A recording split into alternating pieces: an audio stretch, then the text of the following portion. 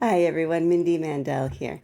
So today we're going on with Plato's Sophist, and as always, I am using the Loeb Classical Library. This is the Harold North Fowler translation, and also, as always, there is a link in the description box for a PDF version of the text for those of you who don't have it. And of course, you can follow along with any translation. I'll try to give Stephanus numbers along the way as we go. So last week we left off at 249D, and here we saw that there's a whole section that we looked at last week about being and not being, and we're picking it up from here, where the stranger then changes directions a little bit here by saying, "But dear me, Theaetetus, I think we are now going to discover the difficulty of the inquiry about being." What is this again? What do you mean? My dear fellow, don't you see that we are now densely ignorant about it, but think that we are saying something worthwhile?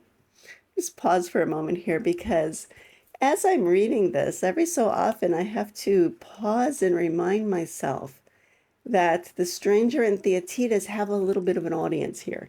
Remember, they have Theodorus with them, who is Theaetetus's teacher, and Theodorus had studied with Protagoras, who was a famous sophist, but also Socrates is there. And Socrates is probably watching this and just laughing. Like, if you can imagine the scene, like a movie, he's probably just laughing through this whole thing because he understands what the stranger is doing. And this sentence here really seems like a comic moment for Socrates. They are, the way they're talking, they are densely ignorant, but they think that they're saying something worthwhile. So the irony there is very thick. Theaetetus says, "Well, I think so at any rate, and I do not at all understand what hidden error we've fallen into." Then watch more closely and see whether, if we make these admissions, we may not justly be asked the same question we asked a while ago of those who said the universe was hot and cold. So you might recall that in last week's section, there were the materialists and the idealists, and he also mentioned the pre-Socratics, who talked about things being hot and cold as the principles of the universe. What question? Remind me. Certainly, and I will try to do this by questioning you as we questioned them at the time. I hope we shall at the same time make a little progress. Well, that is right. Very well then. You say that motion and rest are most directly opposed to each other, do you not? Of course. And yet you say that both in each of them equally exist. Yes, I do. And in granting that they exist, do you mean to say that both in each are in motion? Well, by no means. But do you mean that they are at rest when you say that both exist? Of course not. Being, then, you consider to be something else in the soul, a third in addition to these two, inasmuch as you think rest and motion are embraced by it. And since you comprehend and observe that they participate in existence, you therefore say that they are, eh? We really do seem to have a vague vision of being as some third thing when we say that motion and rest are. Let me pause for a moment here, because the stranger did something curious. He started off talking about motion, rest, and being as if they were things in themselves. But then here, he talked about them being in the soul. So he shifted without explaining the shift. Also, he says that you comprehend and observe that they participate in existence. Have you ever observed rest and motion participating in existence? And indeed, I don't think Theaetetus has either, because here he's saying, oh, you observe it, but then he says, we have a vague vision. We're not observing it. So he may have picked up on that one.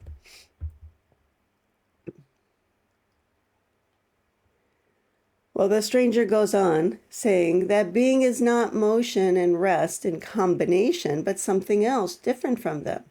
Apparently, according to its own nature, then, being is neither at rest nor in motion. You are about right. Well, again, there's more shifting here, because here first we're saying, even if we accept this argument here about being and rest being in the soul as something different than essence in the soul, now they're saying they're not in combination, which is a new topic that wasn't discussed before. You can't conclude that. Then they're not in combination. That wasn't proven. And then he goes back to saying they're not in combination anymore. It's neither nor.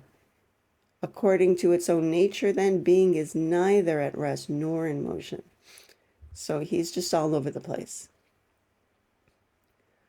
What is there left, then, to which a man can still turn his mind who wishes to establish within himself any clear conception of being? Oh, what indeed! There is nothing left, I think, to which he can turn easily. For if a thing is not in motion, it must surely be at rest. And again, what is not at rest must surely be in motion.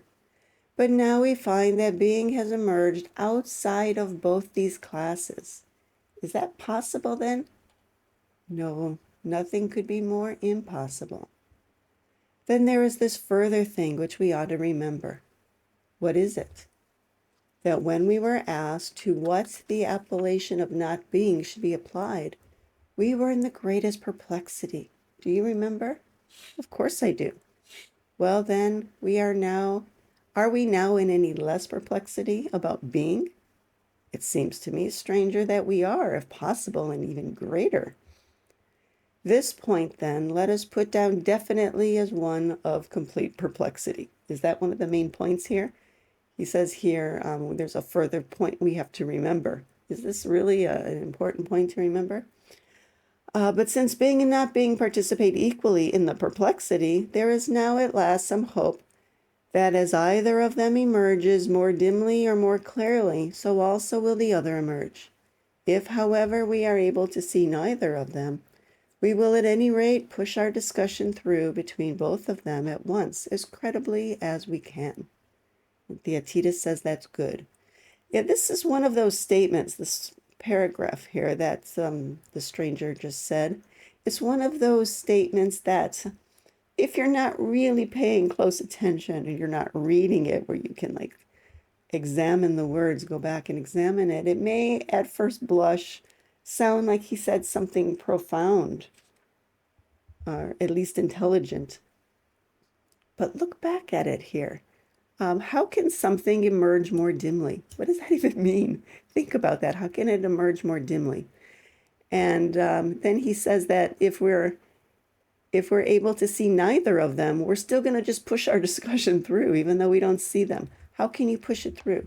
So this, again, just makes no sense. And this is something that we've just seen throughout this dialogue, where it sounds like, on the surface, it seems like the stranger is saying something really profound, something very thoughtful. But then, as we examine it more deeply, we realize, there's not really any there. Okay, so then he goes on. Let us then explain how we come to be constantly calling the same thing by many names. What, for instance? Please give an example. Okay, so here Theaetetus is not just taking him on his word. We speak of man, you know, and give him many additional designations. We attribute to him colors and forms and sizes and vices and virtues, and in all these cases and countless others, we say not only that he is man, but we say he is good, and numberless other things. So in the same way, every single thing which we suppose to be one, we treat as many, and call by many names. Okay, are those attributes the same as the man? Something to keep in mind. Theaetetus says true. And it is in this way, I fancy, that we have provided a fine feast for youngsters and for old men whose learning has come to them late in life. For example, it is easy enough for anyone to grasp the notion that the many cannot possibly be one, nor the one many. And so apparently they take pleasure in saying that we must not call a man good, but must call the good good and a man man. I fancy, Theaetetus, you often run across people who take such matters seriously. Sometimes they are elderly men whose poverty of intellect makes them admire such quibbles, and who think this is a perfect mine of wisdom they have discovered. Certainly. And it's suggested in the footnote there that there may be some actual sophists of Socrates' day who are being referred to here. But either way, here we notice here that we're talking about youngsters and old men whose learning has come to them late in life. So we're talking about people who are, let's say, the least advanced in philosophy. And they want to keep the attributes and the essence separate, which is actually something that we do in metaphysics, by the way, but certainly in casual discussions, it's annoying. And the stranger goes on to say, then to include in our discussion all those who have ever engaged in any talk whatsoever about being, let me just pause there for a moment. All those who have ever engaged in talk about being, well, that sounds like everybody, everybody who's ever tried their hand at philosophy. So first we start with just the ignorant ones, or the ones that are new to this, and then we add into it everybody else. Okay, then to include in our discussion all those who've ever engaged in any talk whatsoever about being, let us address our present argument to these men as well as to all those with whom we were conversing before, and let us employ the form of questions. And I would also, if we're going to add out all the men, let's add all the women too. What are the arguments? Shall we attribute neither being to rest and motion, nor any attribute to anything? But shall we in our discussions assume that they do not mingle and cannot participate in one another?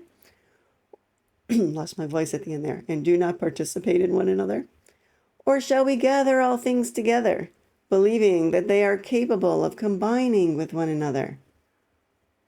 Or are some capable of it and others not? Which of these alternatives, Theaetetus, should we say is their choice? Before we get to his answer, let's make sure we're clear on the three things here. There are three options here. The first one is that they do not mingle and cannot participate in one another. So let's see, we'll use different colors. I'll make that one yellow. Or shall we gather all together? And all are capable of combining with one another. I'll take that line. And we'll make it green. And then the last option is that some are capable of it and others not. And let's go with the blue. Okay, so those are our three options. Either they do not mingle at all, they all mingle with one another, or some are capable and some are not. Well, Thetis says, I cannot answer these questions for them. Then why did you not answer each separately and see what the result was in each case? A good suggestion. I don't know how good it is. If you can't answer them all together, then you can't answer them one by one, but I think that just means he's going to go through them one by one. We'll save him a little there.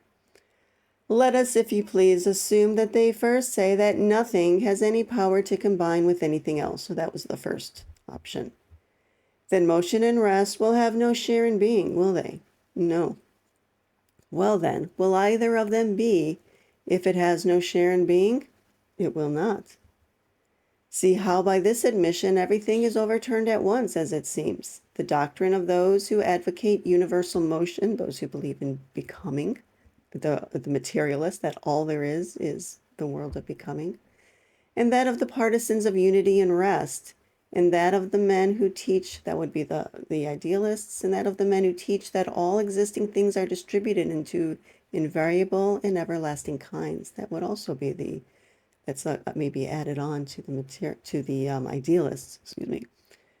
And kinds is another word for eidos. It's another word that translators sometimes use. For all of these, make use of being as an attribute.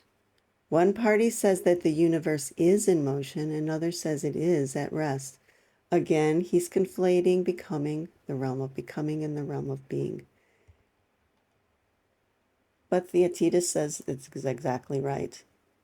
And further, all who teach that things combine at one time and separate at another, whether infinite elements combine in unity and are derived from unity or finite elements, separate and then unite, regardless of whether they say that these changes take place successively or without interruption, should be talking nonsense in all those doctrines if there's no intermingling. Quite right. So if you do believe there's some interactions, then obviously that first option is not you're gonna see problems with that one. Then too, the very men who forbid us to call anything by another name because it participates in the effect produced by another would be made most especially ridiculous by this doctrine. How so? Because they are obliged in speaking of anything to use the expressions to be or apart from the rest, by itself, and countless others.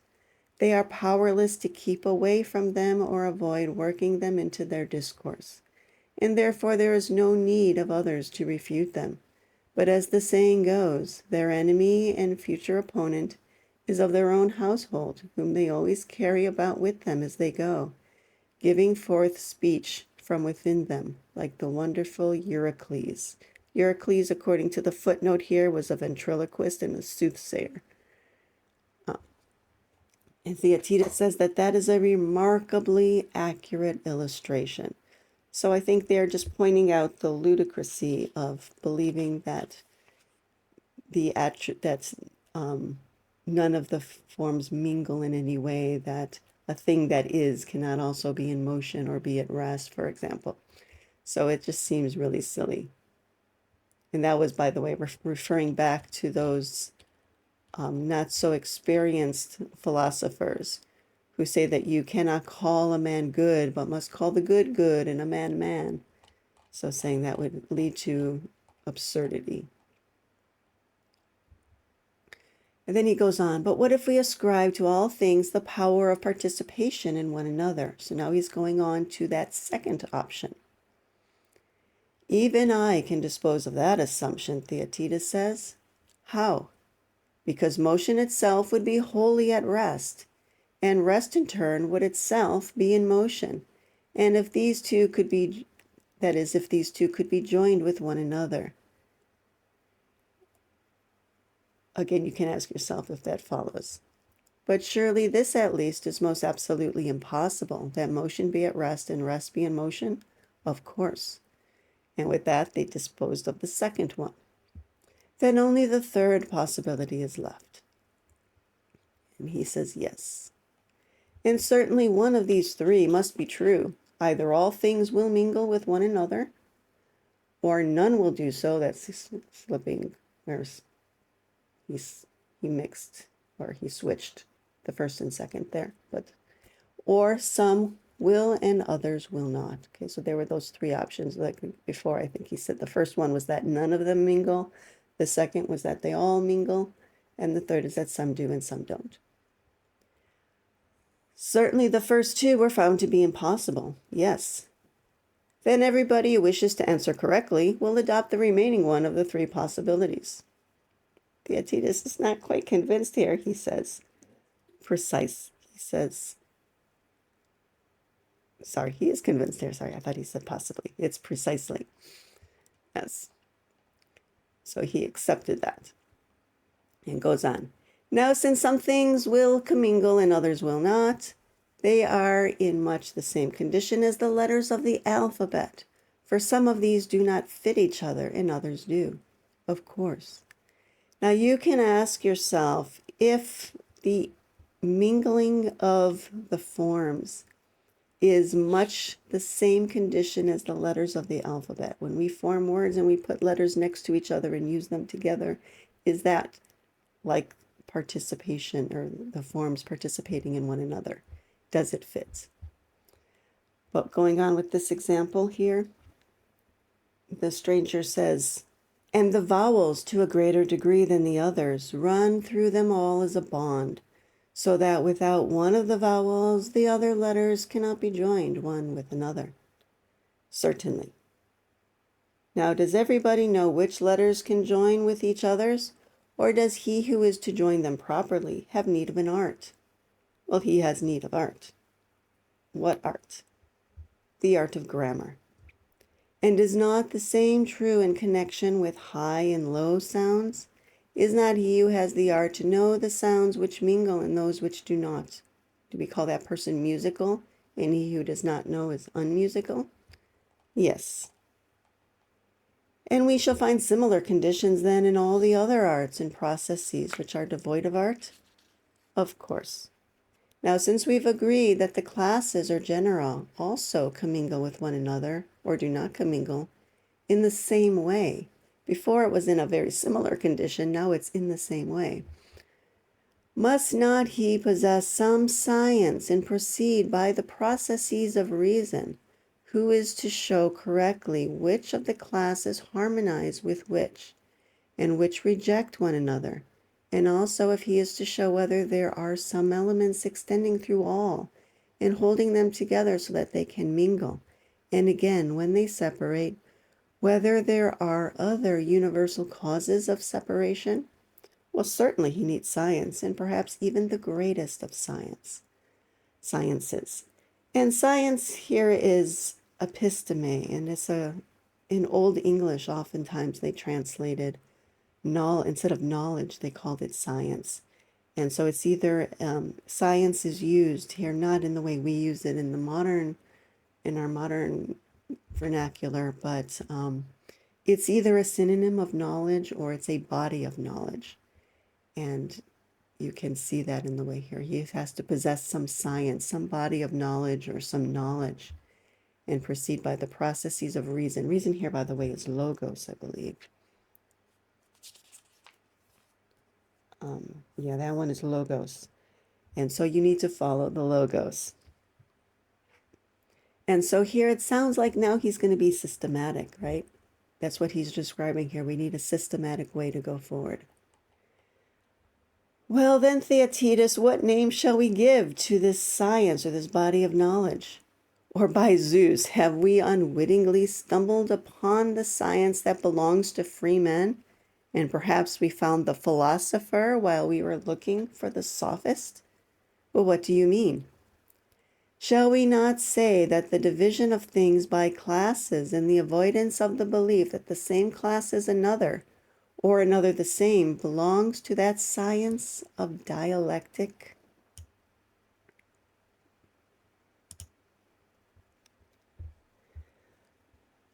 Okay, so here now he's going into dialectic. And remember that he was a student of Parmenides, which means he would know Parmenides' teachings on dialectic. Now, what he says that they need to do here is the division of things by classes. And also the avoidance of the belief that the same class is another and another is the same. Well, if you can divide things by classes, you would necessarily be doing this. So there's really only one thing that they're doing. Now, before we go on to look at how he does this in this book, let's take a look at how Parmenides would have taught this.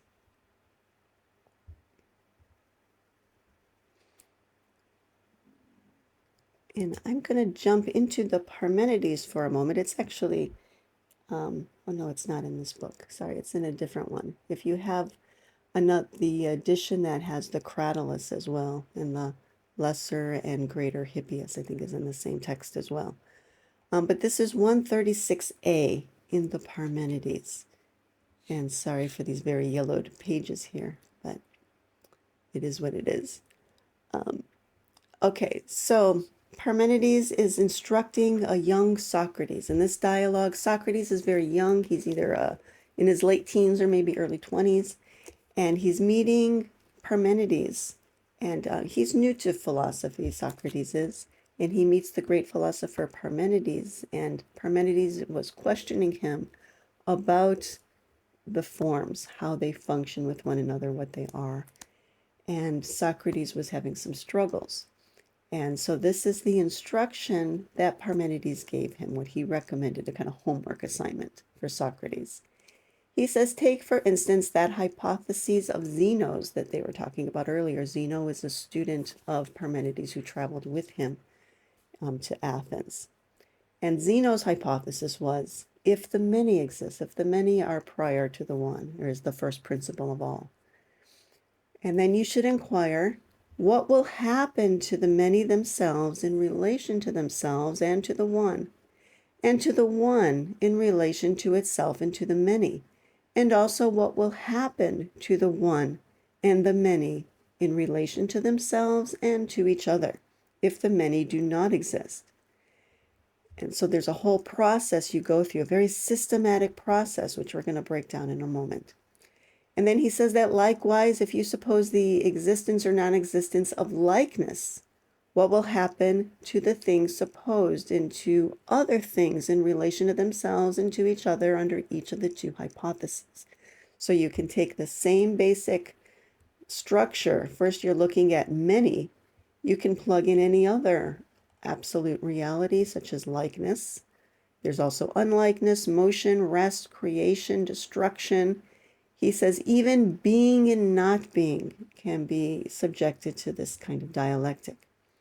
And in brief, whatever the subject of your hypothesis, if you suppose that it is or is not, or that it experiences any other affection, you must consider what happens to it and to any other particular things you may choose, and to a greater number, and to all in the same way. And you must consider other things in relation to themselves and to anything else you may choose in any instance, whether you suppose that the subject of your hypothesis exists or does not exist, and if you are to train yourself completely to see the truth perfectly. So this is the way that Parmenides taught dialectic. And since the stranger in the Sophist was a student of the Parmenidean school, we can assume that he too was given this homework assignment. And since he was working closely with either Parmenides directly or within that school, he probably actually worked out all of these different dialectics. And that means that he worked out a dialectic on not being and not being. So he knows this well. And so what he's doing here is a lot of it is just tongue-in-cheek. But let's break this down, okay? Because it's hard to picture it in your mind of what he's describing. What is this systematic way that you break it down? And so if we were to do the dialectic on the one, it would look something like this. First, you want to ask what results for the one in relation to itself, and then what results for the one in relation to others.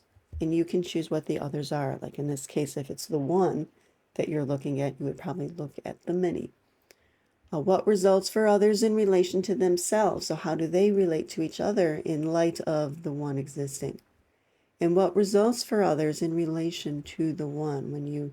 Because the one exists, what results for them as they look back to the one?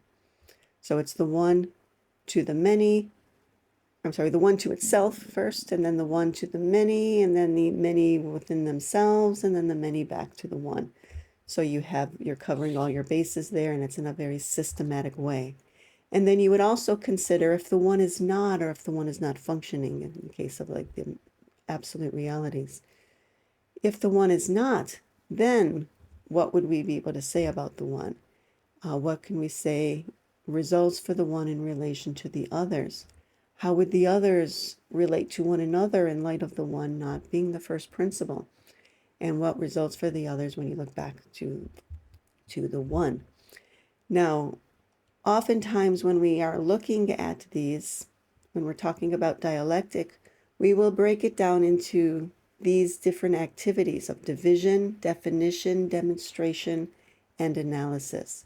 Now, some people, because there are 4 activities and there are 4 questions, they like to assign 1 question to each of the activities, and it would be very neat and nice if that worked. But I think that what you'll find is that in the first question there, what results for the one in relation to itself, what you're doing is you're dividing it off from other things and looking at it in and of itself. And when you look at what results for it, what you're really doing is you're developing a definition of it. So these are what conditions would have to exist in order for this to be. And so that helps you get your definition. And then when you're looking at how it relates to the others or how the others relate to themselves, now you're demonstrating the one in action. And when you are looking at the results for the others, looking back to the one, from the others to the one, now what you're doing is you're giving your analysis. What results from all of this? What are the implications of it all? So those are the 4 activities: the division, the definition, the demonstration, and the analysis. We've seen a lot of division. It's done in a rather tongue-in-cheek way. We've seen some definition as well. You can question if some of it was good and some of it not. As for demonstration and analysis, I'll leave that to you to decide how you feel about that. But that's dialectic as Parmenides taught it. Now let's take a look at what the stranger says. He who is able to do this has a clear perception, and this is again the division of things by classes. That's what we're looking for. Then he who is able to do this has a clear perception of one form or idea extending entirely through many individuals, each of which lies apart, and of many forms differing from one another, but included in one greater form, and, again, of one form evolved by the union of many wholes, and of many forms entirely apart and separate. And he ends by saying that this is the knowledge and ability to distinguish by classes how individual things can or cannot be associated with one another. Well, let's see if that's what he did. Let's go through it and just make sure we're clear on it. He has a clear perception of one form or idea extending entirely through many individuals, each of which lies apart. So that does sound like the division of things by classes, or that's the genera. And he goes on then to say the other thing here. Every time we have an and, we have a new one. Many forms differing from one another, but included in one greater form. That sounds like the species within the classes. That's not really what he's talking about here. That's something added. One form evolved by the union of many wholes, and many forms entirely apart and separate. Now he's going off into other things here, giving definition, division. So he's pulling in things that are reminiscent of what we saw here.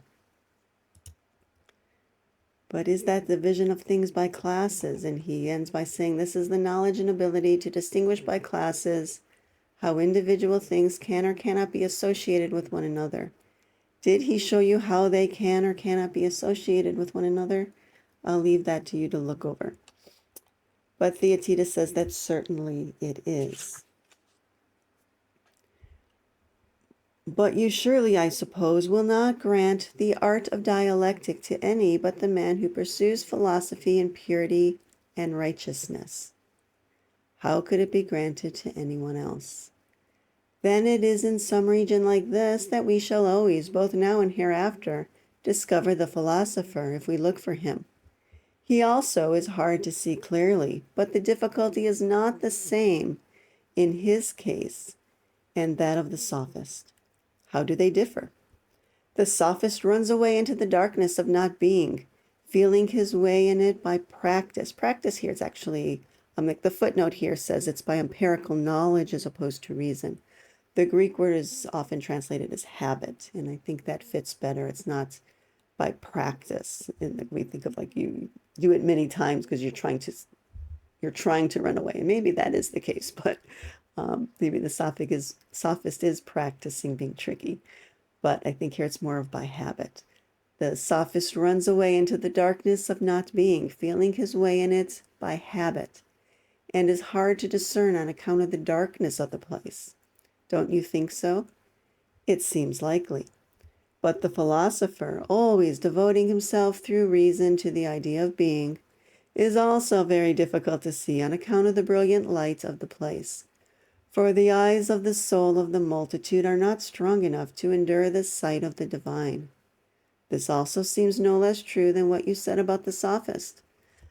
Let's pause for a moment here. So he's saying that we cannot see the philosopher because the eyes of the multitude. Here he's not talking about himself, he's talking about the multitude. The eyes of the multitude are not strong enough to endure the sight of the divine, and that is why they cannot see the philosopher. It doesn't tell us why the stranger wouldn't be able to see the philosopher. And remember, in the very beginning, we're told that he was a philosopher and he was somewhat divine himself. So why couldn't he see the philosopher? And also, the reason he gave for not seeing the Sophist is that we cannot see so clearly in the dark. But following his logic here, if the multitude is accustomed to seeing in the dark, why wouldn't they be able to see the Sophist? So by his logic, this doesn't really make much sense. Okay, now we will make more accurate investigations about the philosopher hereafter, if we still care to do so, but we haven't done any at all. But as to the Sophist, it is clear that we must not relax our efforts until we have a satisfactory view of him. You are right.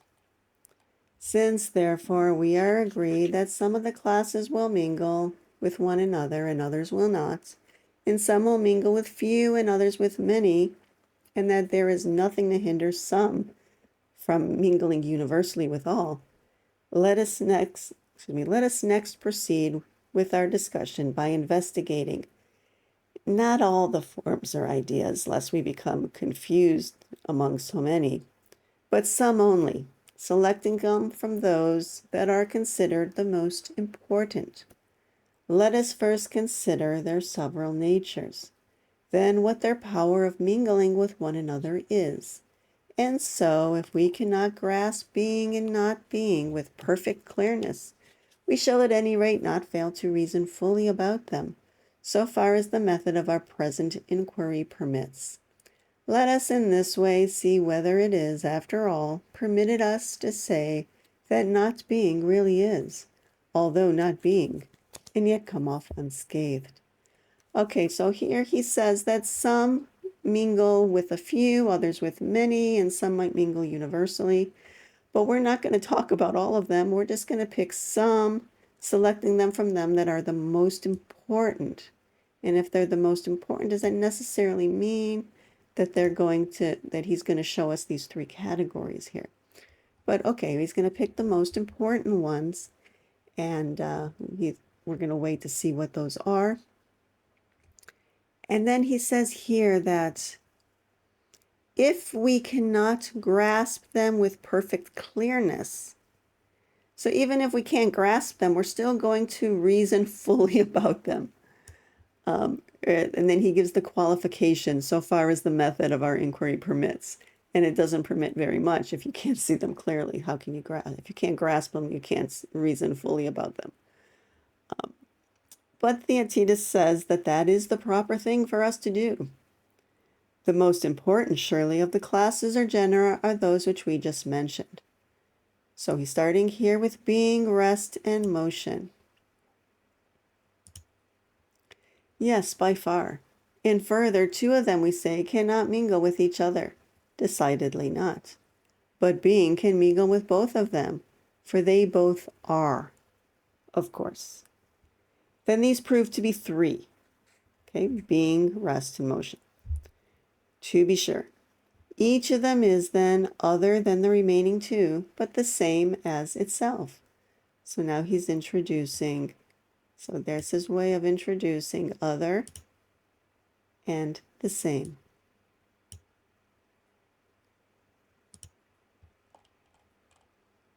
But what do we mean by these words, the same and other, which we have just used?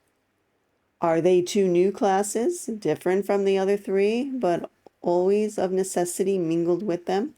And must we conduct our inquiry on the assumption that there are 5 classes, not 3? Or are we unconsciously speaking of one of those 3 when we say the same or other? And Theaetetus says, well, perhaps we are. But certainly motion and rest are neither other nor the same. How so? Whatever term we apply to rest and motion in common cannot be either of those 2. Why not? Because motion would be at rest and rest would be in motion.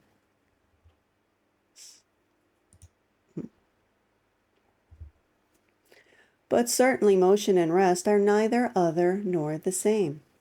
How so? Whatever term we apply to rest and motion in common cannot be either of those 2. Why not? Because motion would be at rest and rest would be in motion.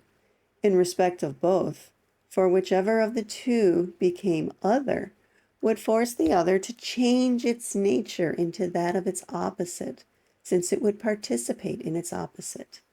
Exactly so. But is that exactly so? When we're looking at things in our physical world, we can talk about one changing into the other. That something hot becomes cold, something cold, when you heat it, it becomes hot. Something at rest can move into motion, something in motion can stop and be at rest. But when you're talking about absolute realities, this doesn't work. The absolute realities are never changing. They do not change their nature. Their nature is what they are. They are by their very being that which they are. And so rest is rest itself never changes into motion. Motion itself never changes to rest. This is not a strong argument here. There is a real problem with this argument. But Theaetetus didn't catch it. He said exactly so. Both certainly partake of the same and the other. Yes. Then we must not say that motion or rest either is the same or other. No. But should we conceive of being and the same as one? So now he's going to consider this possibility of same is equal to being, and being is equal to same. But if being and the same have no difference of meaning, then when we go on to say that both rest and motion are, we shall be saying that they are both the same, since they are. But surely that is impossible. Then it is impossible for being and the same to be one, pretty nearly. Okay, so that argument follows. So we shall consider the same a 4th class in addition to the other 3? Certainly. Then shall we call the other a 5th class, or must we conceive of this in being as 2 names for one class? Maybe. But I fancy you admit that among the entities some are always conceived as absolute and some as relative, of course. And other is always relative to other, is it not? Yes. It would not be so if being and the other were not utterly different. If the other, like being, partook of both absolute and relative existence, there would be also among the others that exist another not in relation to any other, but as it is, we find that whatever is other is just what it is through compulsion of some other. The facts are as you say. And his point here is that other is never absolute. It's always relative to something else. Something, when you say that this is other, it has to be other than something else. So it's always relative. Okay, then we must place the nature of the other as a 5th among the classes in which we select our examples. Yes. And we shall say that it permeates them all. Actually, before I go on here, so now we have our 5 classes, and he never really explained why these would be the ones that are the most important.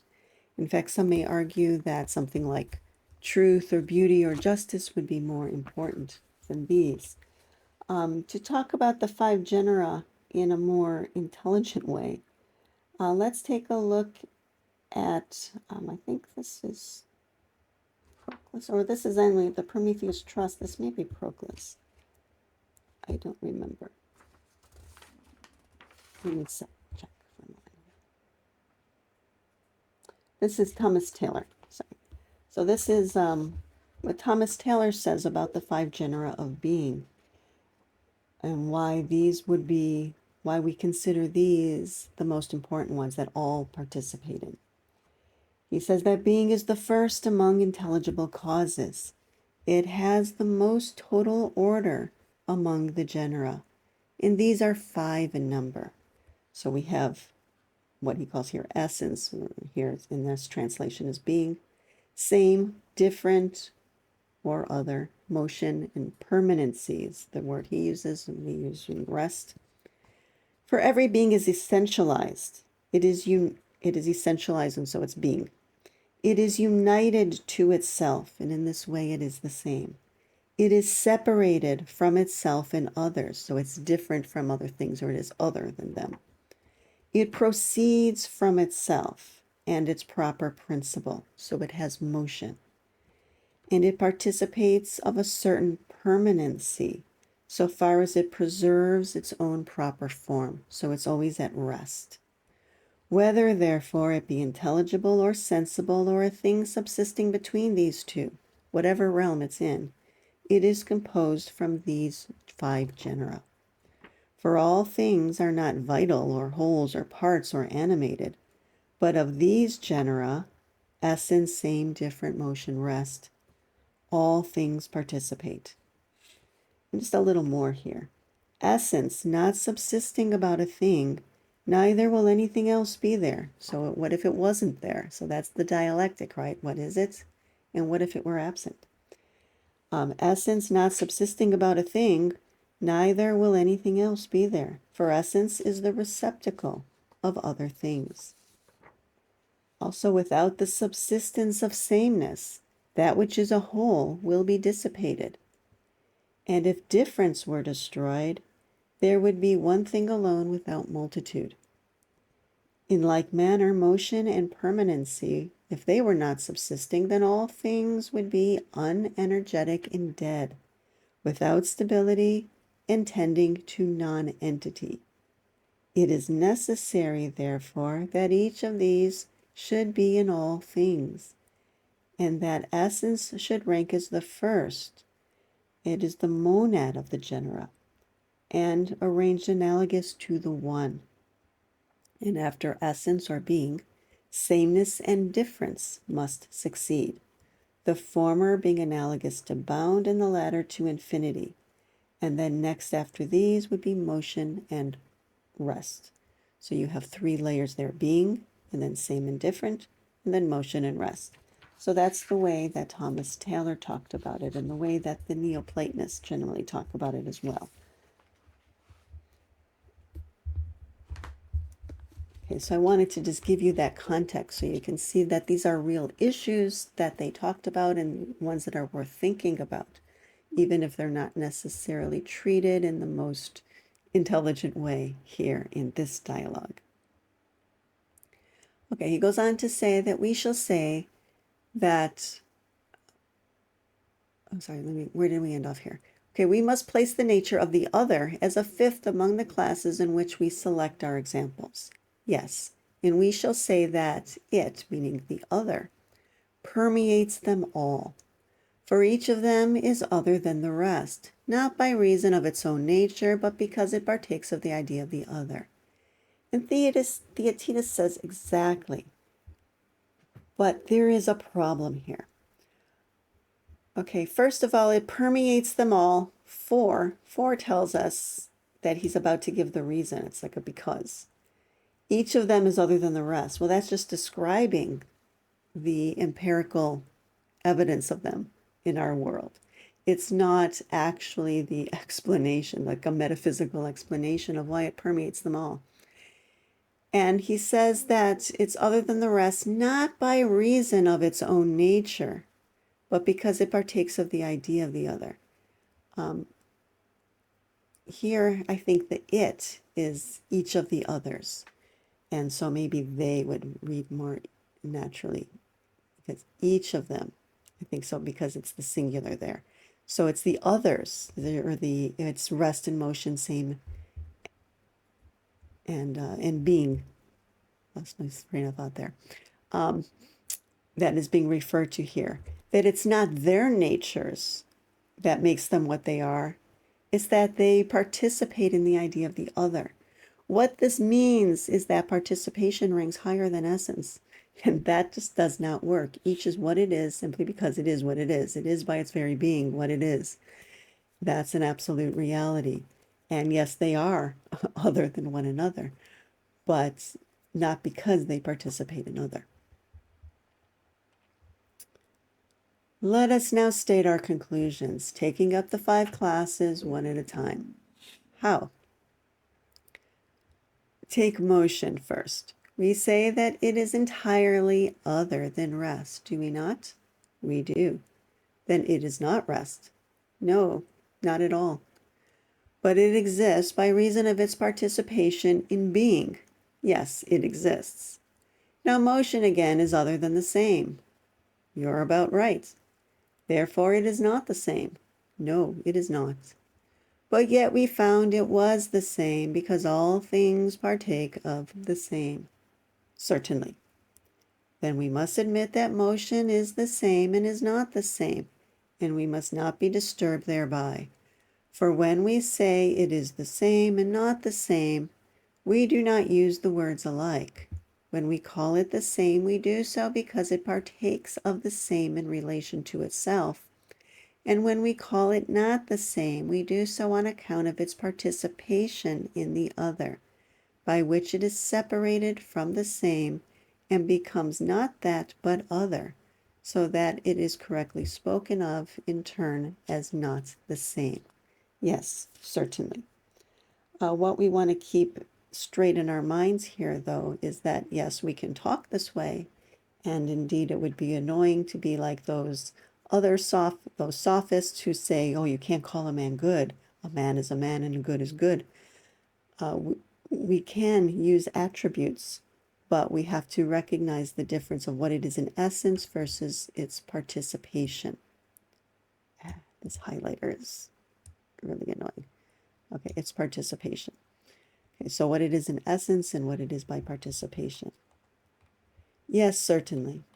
Then even if absolute motion partook in any way of rest, it would not be absurd to say it was at rest. It would be perfectly right if we are to admit that some of the classes will mingle with one another and others will not. Ask yourself if that's what it means to say that it participates in rest. And you can maybe go back to what Thomas Taylor said to get a clearer view on what's really going on here. It would be perfectly right if we are to admit that some of the classes will mingle. Okay. And surely we demonstrated that before we took up our present points, we proved that it was according to nature. Yes, of course. Then let us recapitulate. Motion is other than the other, just as we found it to be other than the same and other than rest. Is that true? Inevitably. Then it is in a sense not other and also other according to our present reasoning. No, according to this reasoning, yes. But does that actually make sense? Is other anything other than itself? No, it always is exactly what it is. Each of the forms abides in itself and it is only what it is. Now, how about the next point? Shall we say next that motion is other than the 3, but not other than the 4th? That is, if we have agreed that the classes about which and within which we undertook to carry on our inquiry are 5 in number. How can we say that? For we cannot admit that the number is less than was shown just now. Then we may fearlessly persist in contending that motion is other than being. Oh yes, most fearlessly. It is clear then that motion really is not, and also that it is, since it partakes of being. He says that is perfectly clear, clear as mud, I suppose, as my mom would say.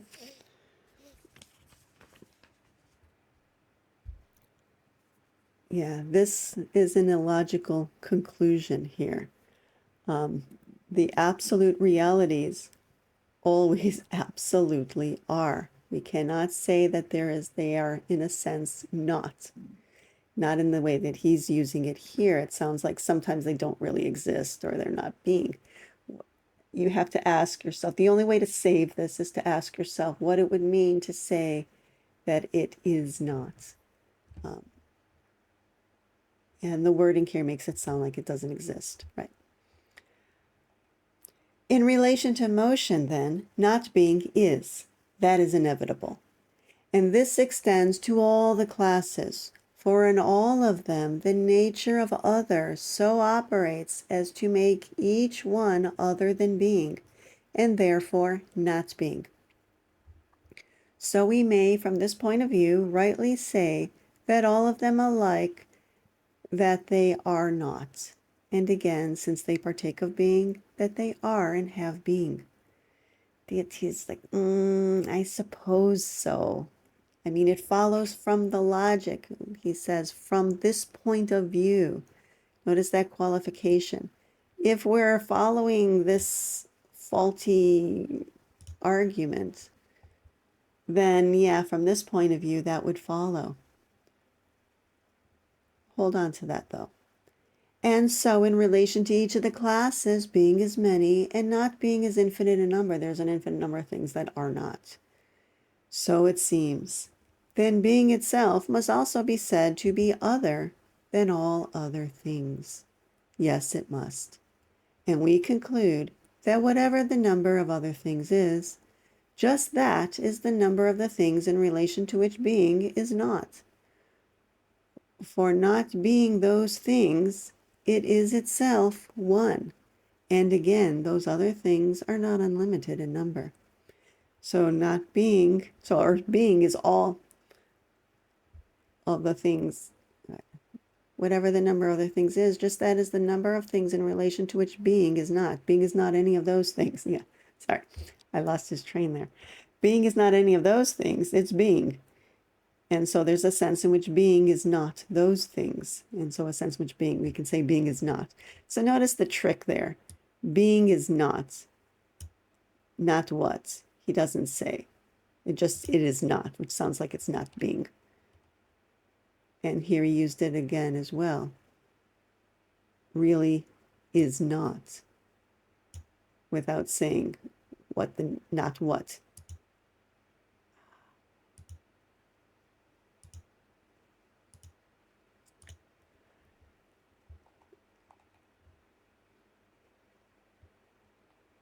And he says that's not far from the truth. Then we must not be disturbed by this either, since by their nature the classes have participation in one another.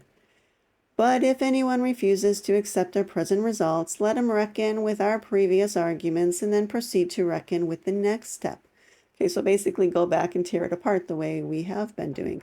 And maybe we should do that a little bit more before we go on here. That we want to keep in mind that the absolute realities always are just what they are.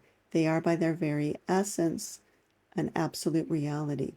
This is the realm of being. And so even though we can talk about motion and rest and justice and beauty and many other absolute realities and say, well, we're calling them by this name and not by the name of being, it doesn't mean that they are not absolute realities. So this is a very questionable argument. And this one always messes me up here because it doesn't make any sense at all. But being is not, well, it's not motion, it's not rest, but we saw that they're all in all. And so to say that being is not being because it's not motion or rest really is a very strange argument indeed. Just a little bit more, we'll go to it. Then we must not be disturbed by this either, since by their nature the classes have participation in one another. But if anyone refuses to accept our present results, let him reckon with our previous arguments, and then proceed to reckon with the next step. Okay, that is fair. Then here is a point to consider. What is it? When we say not being, we speak, I think, not of something that is the opposite of being, but only of something different. So now he's finally saving his argument a little bit. What do you mean? For instance, when we speak of a thing as not great, do we seem to you to mean by the expression what is small any more than what is of middle size? Of course not. Then when we are told that the negative signifies the opposite, we shall not admit it. We shall admit only that the particle not indicates something different from the words to which it is prefixed, or rather from the things denoted by the words that follow the negative. Certainly. And from here he's going to go on to another point. And so that's where I'll stop reading, but I do want to say a few words about this, that this kind of saves his argument. So now we can go back and see that when he says that motion and rest in the others are, sometimes they are being, and in a sense they're not, we can see it in this context here. Where was that? Motion is the same and not the same, and so on. He did that throughout. Okay, so when he's doing this, we want to keep it clear in our mind what the absolute realities are. That they are simply what they are. Even though they mingle with one another, they never change their nature. They never change from being to something else. We can say they're not being in the sense that they're motion or beauty or justice or whatever else. But they're always being in the sense of being in the realm of being. Another way we use the term not being, sorry, just my throat just a little dry there. Another way we use the term not being is to talk about the realm of becoming. And we saw, especially in last week's section of the book, of the dialogue, we saw him really conflating the realm of becoming and the realm of being. And then a third way that we use the term not being is to talk about the one, or the good, or the self, which is beyond that first principle that is the cause of being. It is not being in the sense of being greater than being, because it is the cause of it, or the principle of it. And so these are the three ways that we can talk about not being. But you'll see as you go through this, if you review this, that he's conflating these different definitions, these accurate ways of using the term not being. So remember that the absolute realities never change their nature. They never change what they are. They're always abiding in themselves. And they are what they are by their own nature, not by participation in other or anything else. Okay, I'm going to stop there for today. If you have any questions or any comments that would add to our discussion here, please put those below. And as always, I do hope that you found this helpful, and I hope that you'll join me next week. Thank you very much.